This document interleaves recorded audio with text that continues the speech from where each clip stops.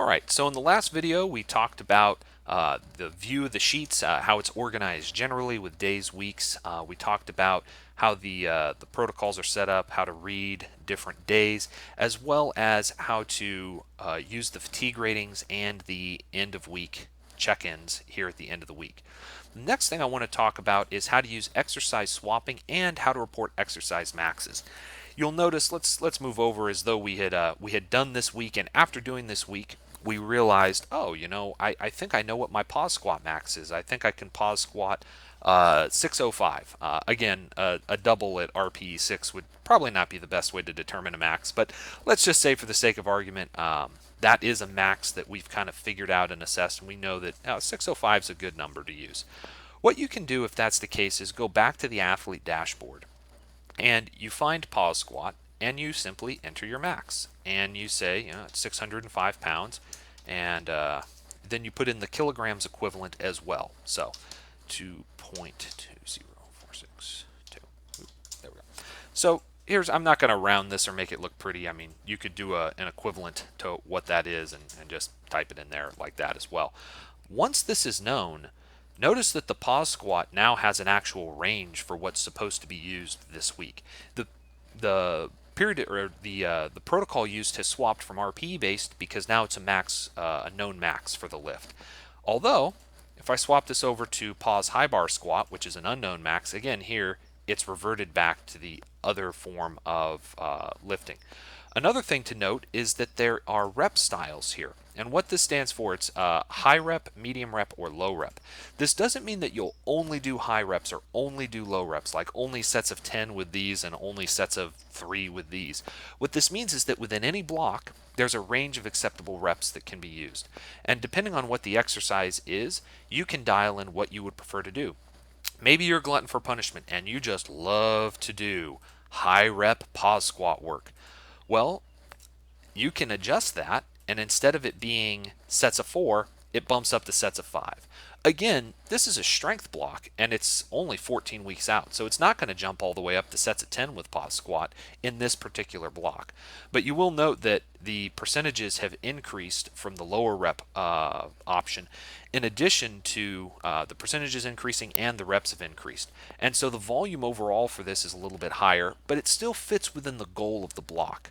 Again, if we contrast that with paused high bar squat, which does not have a known max and does not have or has the lower rep requirement, it's a totally different protocol. This is all going to update in real time for you as you dial things in and as you learn and start cataloging more of your own maxes. It may seem a little overwhelming to have so many unknown max exercises here, but that's okay. You're filling this out over your career. This is something that's going to carry with you throughout the entirety of this program. And as you go through, you're going to start to learn some of your own equivalencies.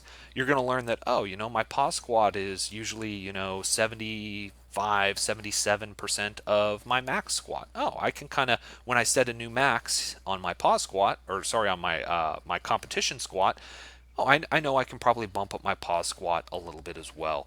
And you can start to find your own proportions and you can start to manage your own max list. And this is going to help dial in training much better than simply using RPE based training. And that's one of the big differences between this and the initial powerlifting is this max catalog, is the ability to swap around injuries if you need to. If you're doing something and you just can't do it and you need to swap to something else, there are other options here that you can do to try to make it better and have a better protocol for you to lift with. And so you're probably going to find exercises that work really well for you. And you'll find other exercises that maybe even though the system thinks they're optimal, just don't work as well.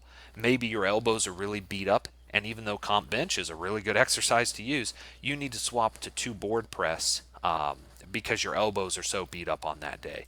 And so those are the sorts of things that we tried to make very easy and seamless with this system, as well as allowing you to dial in what style of reps that you use. Some people just respond better to lower reps. And if you're in a hypertrophy block and you're putting in low reps on everything, you dial all these to low, it will not give you as high of reps as it would have done in its optimal or what its default program is. We have set some of these to low rep. Basically, it's the longer time under tension exercises, those are the exercises which we have set to be low rep. But again, you can control that and do whatever you would like to do. Another thing to note is that there are these accessory master lists. And you'll note there's a lot of exercises in here, but notice also there's these dashes here down at the bottom. What this means is that you can rewrite anything you want in any of this blank space here with your favorite exercise. So, my favorite bicep exercise, whatever it might be. And when you come into a biceps exercise and you want to dial in your exercise, there you go. There's my favorite bicep exercise. And if you want to use something for the assistance movements that's outside what is listed in the program now, you can. Again, that's something you can freeform edit. This is because these accessory movements, does it really matter tremendously for your 1 rep squat, bench, deadlift in a competition if you did, one arm upside down preacher curls, or if you did barbell curls? No, it really doesn't matter that much. And that's why you have a lot of freedom here in the accessory work.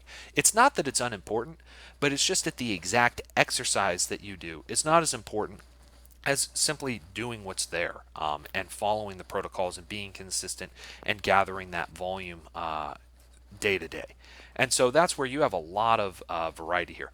Some of the things you should note is not every cycle or every periodization is going to line up and have the exact same exercises. So make sure that you're looking and paying attention to your training. You can see here that it goes from pecs and shoulders to triceps, biceps to quads.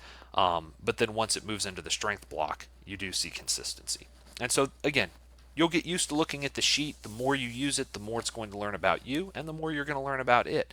And so we hope you appreciate the work and the effort that's gone into this. I hope that it translates to better performance in the gym, better performance in meets for all of you out there.